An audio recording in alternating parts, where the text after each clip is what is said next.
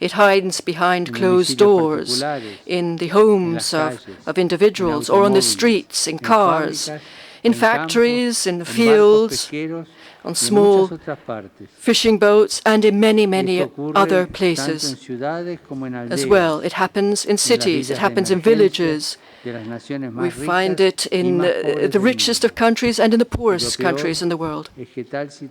And the worst thing is that this situation, unfortunately, is growing worse day by day. At no point did Islam condone slavery between the people, whom it deems as being equal from the same father, Adam, and the same mother, Eve. Islam also considered the emancipation of slaves as one of the greatest acts of worship which please God. God Almighty has spoken the truth. Human beings, in accordance with the nature and purpose of procreation, are equal. No one has honor over the other except by piety. Dignity was given to human beings by God, one of his greatest attributes. And there can be no dignity without freedom. All of the goods stem from freedom. And it is certainly blasphemous and hubris to reduce any one of our brothers and sisters, irrespective of gender, race, and age, to a single aspect of the mystery and destiny for which they were created by the living God. The body and productivity of others are not ours to own. They are only ours to respect and treat with dignity.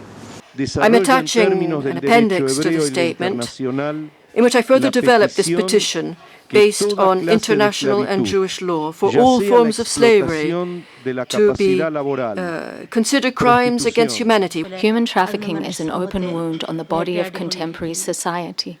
It is a crime against humanity. It is the duty of each country to implement laws that work towards eradicating this extremely cruel and immoral crime and to liberate and protect victims from such a fate. We need to awaken their latent courage and self-confidence to help them arise. They need to realize they are not helpless and vulnerable like kittens. They are mighty and courageous lions. We have to help them elevate their minds. But what can we do?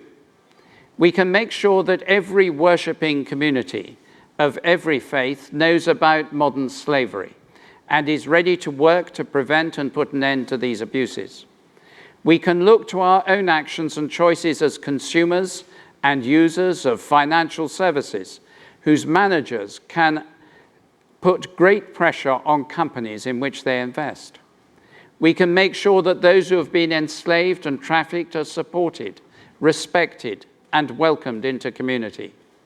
We can continue to press governments to implement more effective laws to root out these evils. In the United Kingdom, the modern slavery bill is currently going through Parliament and is a very good model. We can work with the business sector across the globe to ensure robust systems for slave-free supply chains. We should not do this work as cavaliers seuls, as alone warriors.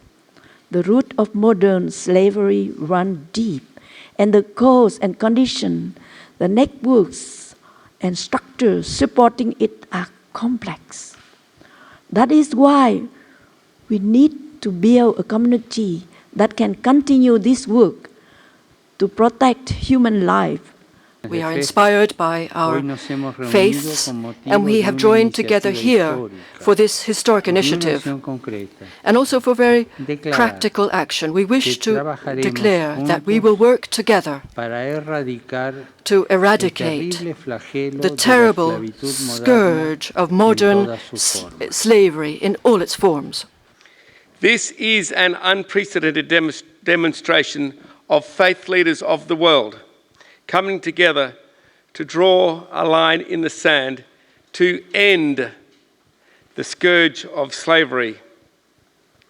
We ask each of you who have spoken here today in this room or witnessing this around the world to share their common conviction that systematic removal of liberty to exploit another must no longer be in this world,